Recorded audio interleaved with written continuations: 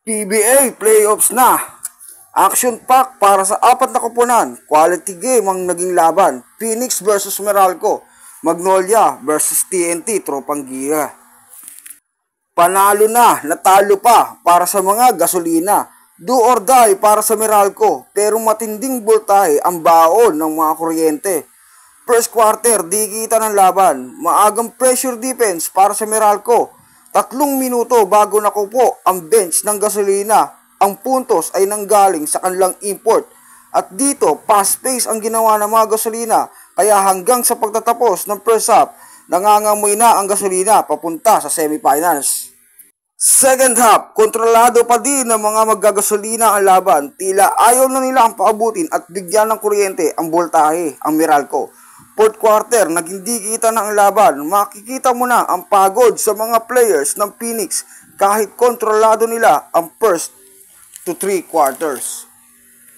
Dahil ito sa search rotation nila habang ang voltahe ng Meralco tila handa ng manguryente para iusad ang do or die sa kanilang kinulang ang 48 minutes para husgahan ang dalawang koponan kung sino ang uuwi ng luhaan at uuwi ng nagtatawanan. At humantong na nga sa OT ang laban pero hindi pa rin sapat ang 5 minutong extension para sa dalawang koponan at second OT na nga sa kanilang laban. 103-100, lamang na ng 3 ang gasolina.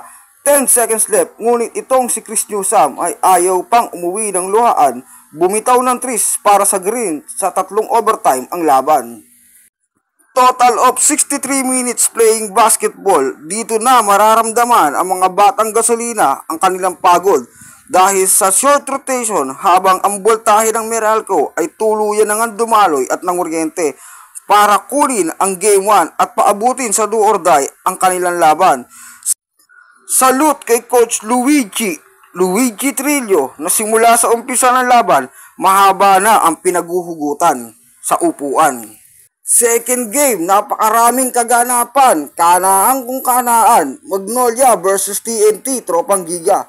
Simula't simula ang elimination, hindi na binitawan ng Magnolia ang manibela para pangunahan ng unahan.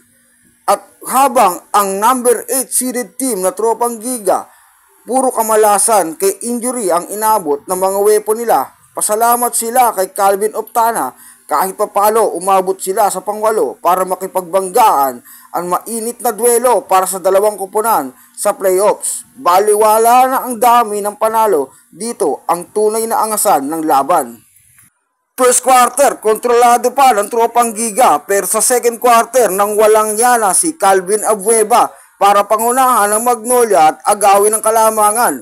Bago matapos ang unang kalahati ng laban, end of first half, 44-40, lamang na ang manukan ng 4.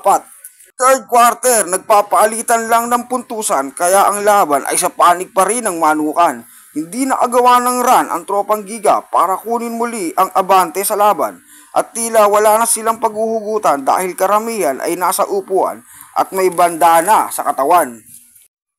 5 minutes and 7 seconds, 66-58, lumaki pa sa 8 ang lamang ng Magnolia. Sa fourth and final quarter, kontrolado na ng manok ang laban, kanilang lamang lumobo na sa 18 na may kataasan at dito tuluyan nang nawala ang pangarap ng TNT Tropang Giga na umahon sa hukay na nasadlakan nila.